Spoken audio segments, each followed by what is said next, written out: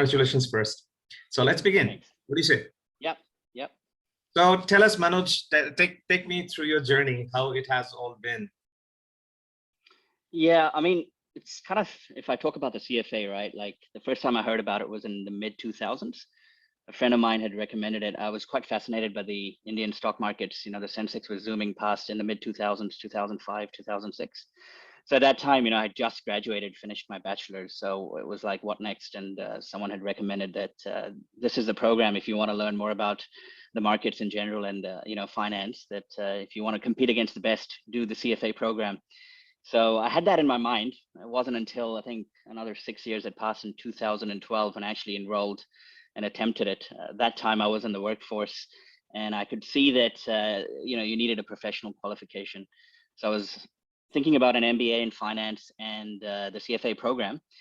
And the only thing was the cost. The cost of doing an MBA from, you know, one of the big institutes was just too high. Whereas the CFA program looked quite compelling, you know, a couple of $1,000s and you'd have your charter. So that was the intention.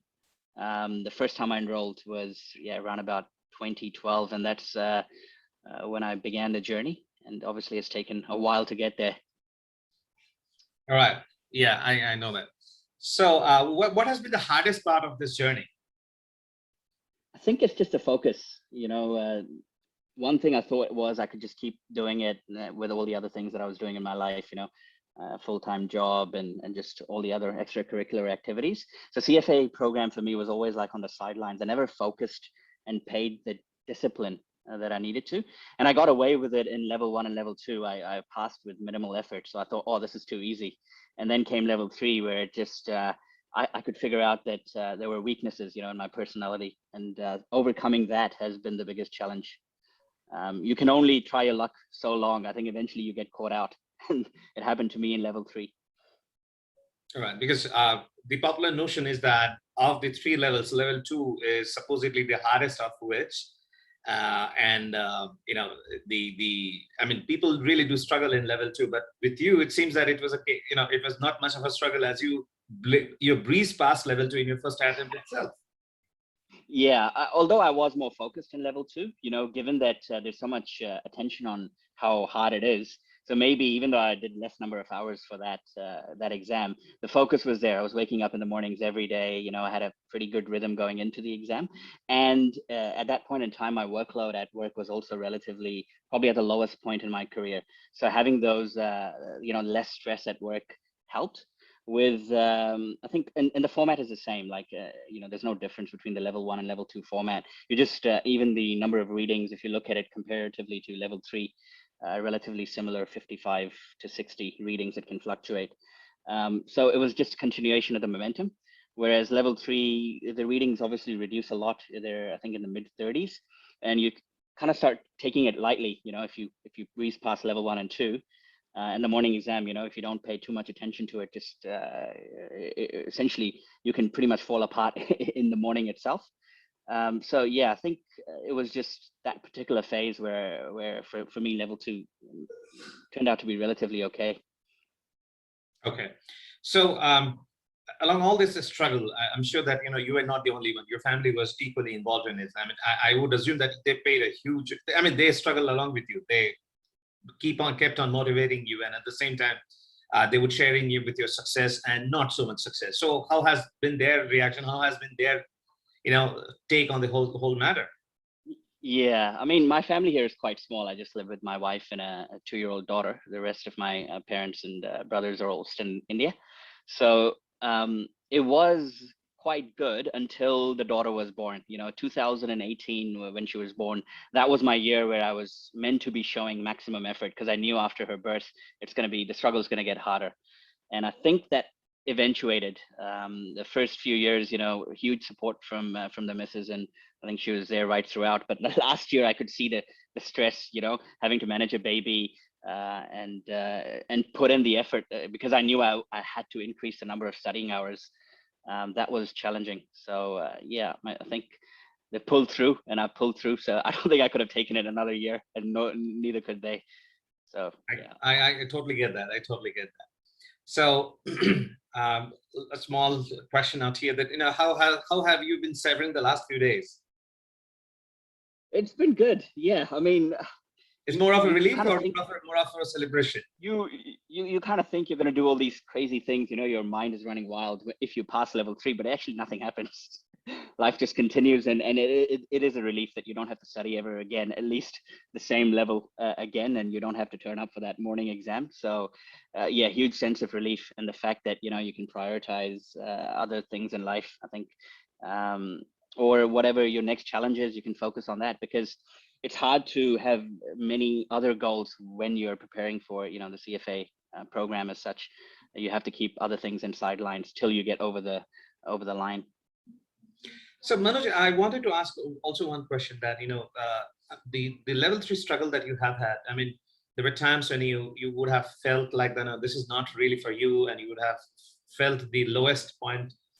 And how actually you pull yourself up and how you kept yourself going on in those moments, the lowest point. Yeah, I think at the back of my mind, there was this realization that I wasn't putting in the effort. So the problem lied with me, not exactly with the curriculum. And a lot of the people as well, like if you pass level 1 and 2, you can do it, you've already made it 2/3 of the way.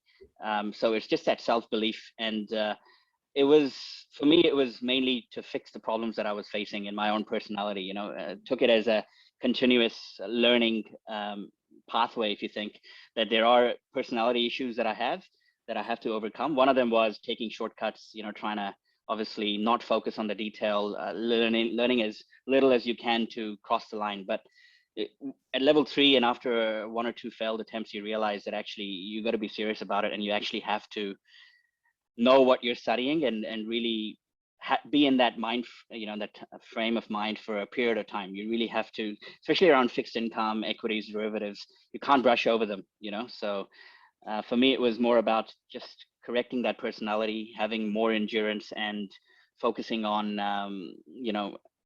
more discipline, which I definitely needed at that point in time. Okay. And you already mentioned about how your family supported you and how your missus was there and you had your daughter in 2018. Apart from that, how you balanced your work schedule and your study along the all the way? Yeah, it has been tough, and that's one of the reasons as well, where I've noticed in my career where there has been extra effort required at the work end, it just gets harder to challenge. And this year I had to make a few adjustments to it. Luckily for me, my peak period in employment is May and June, and that hasn't been working out because the exams were always in June. So having the exams in December actually helped. Most of the people are in the holiday mode leading up to Christmas and New Year's. For us, that was a good time, so, but you have to make a few tweaks, like figure out where is the productive time of yours. Is it during the day?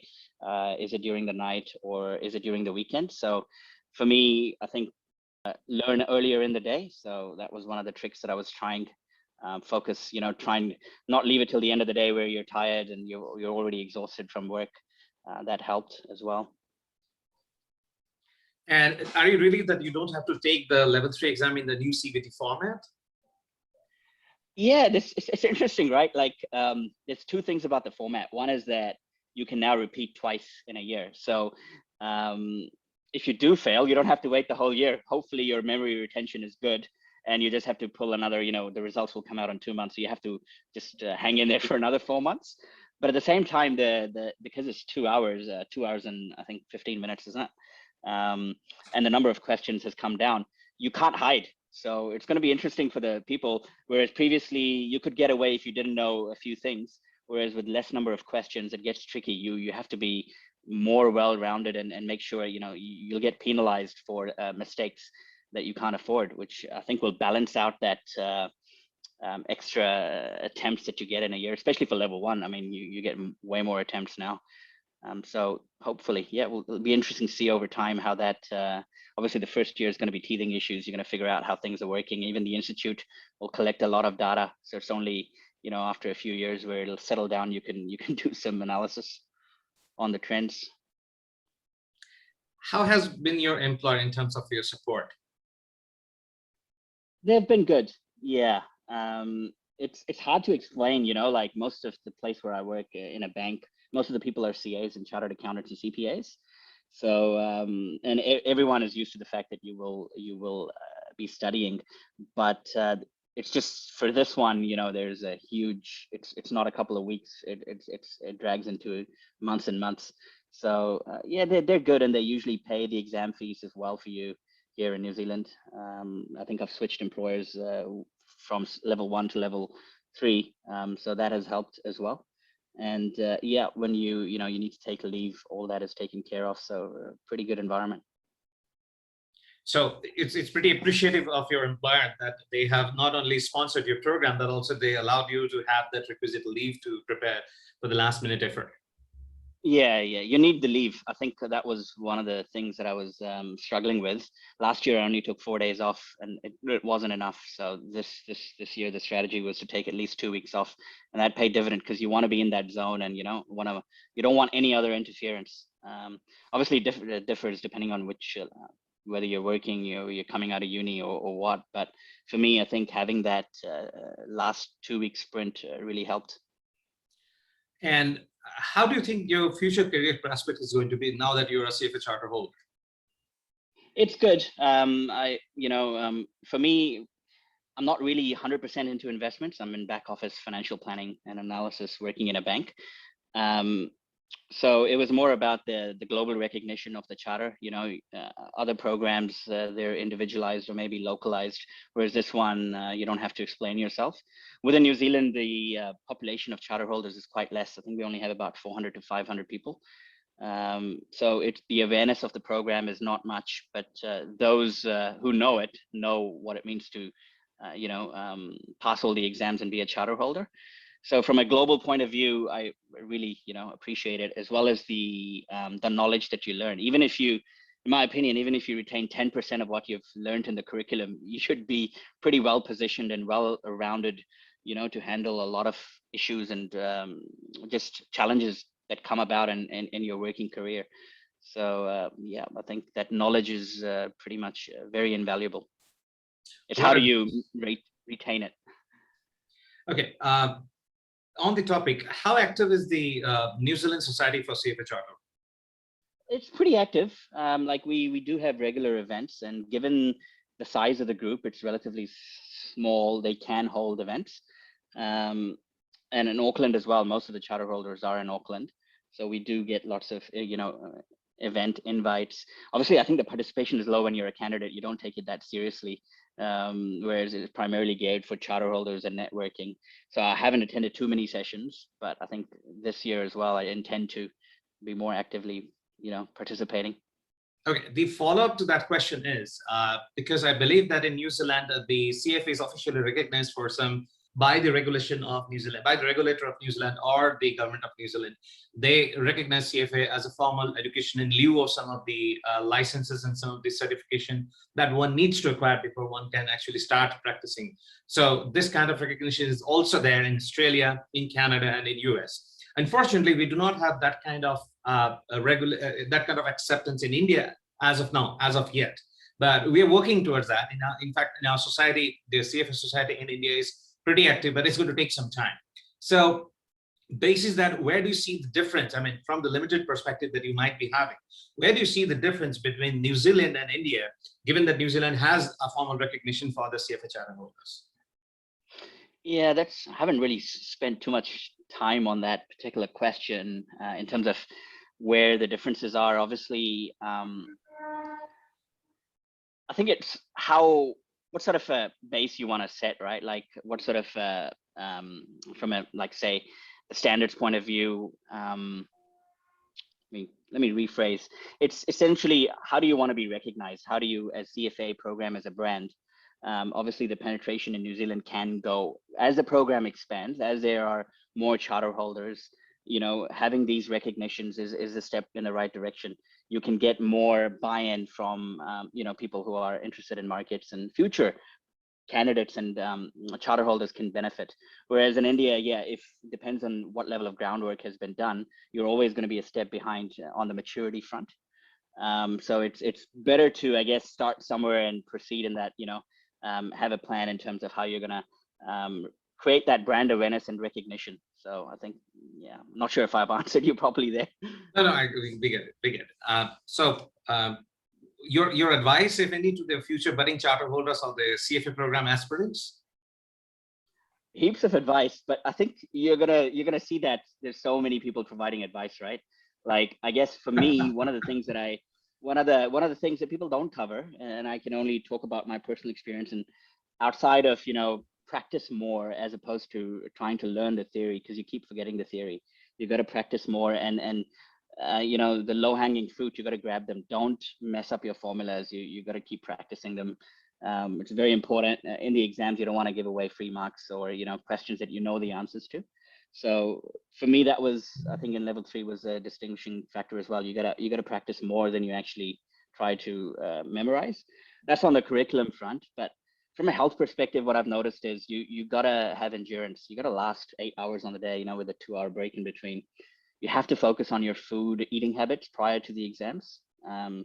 Especially when you get older, you don't realize this when you're young, but for us, the memory retention and just your brain starts fading in the second half of the exam. So you got to be prepared. No junk food in the last week or so. Even on the exam day, I've made this mistake where I've eaten junk food during the break, and you can see the brain going down in the last 1 hour and giving away free marks that you actually knew the answers to. Stop drinking fizzy drinks, the sugar levels. All of this helps a lot. These small factors. Waking up, having good sleep, good rest. You can't focus on these things enough, in my opinion. And if I was giving this advice, I'd say, yeah, focus on your health side and just having that endurance. Okay. So where do you see the CFA, the future of the CFA as a program globally? Where do you see that we are leapfrogging to something which is very exclusive, or we are going to be a mass kind of a thing, or just another MBA kind of? Because there are a lot of comparison and to some point, I believe, unfair comparison between this MBA finance and the CFA program. Of course, because to the uninitiated, it might look all the same, or they might not be able to distinguish or discriminate between the two. But where do you see CFA going as a program altogether? And now that Mark Franklin is bringing in a lot of changes in 2021, we all are aware of that. So where do you see that globally? Yeah, I mean, it's quite interesting, right? Like, I think I can only look at where I saw it in 2006 and 21. In the last 15 years, it has obviously become a lot more commercial and well known.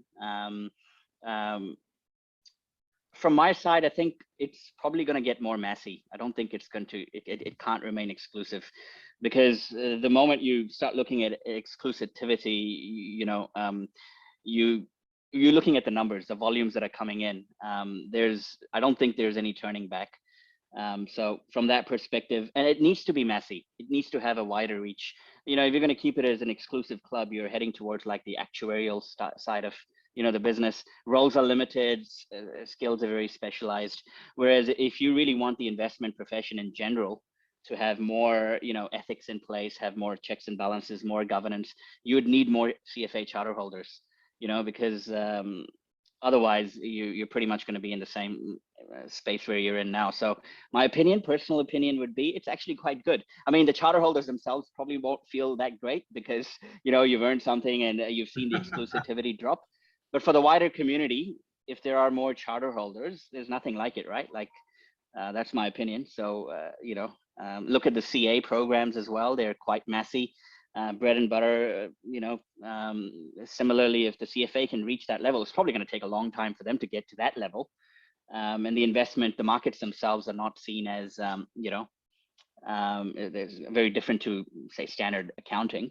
But yeah, I think the more popular it gets, the better for everyone else. Okay. So, Manoj Yadav, CFA, do you plan to have any more alphabet added to the last name of yours? Looking forward to. I'm done. Yeah. Too old now. I think age is creeping in. Oh, no. But it's, like having completed the charter and putting in those hours, you do feel quite unproductive after you've done it all, going back to the old life of working. So you're missing the grind. I'm not missing the grind. I'm just thinking, how do you keep that productivity level up, right?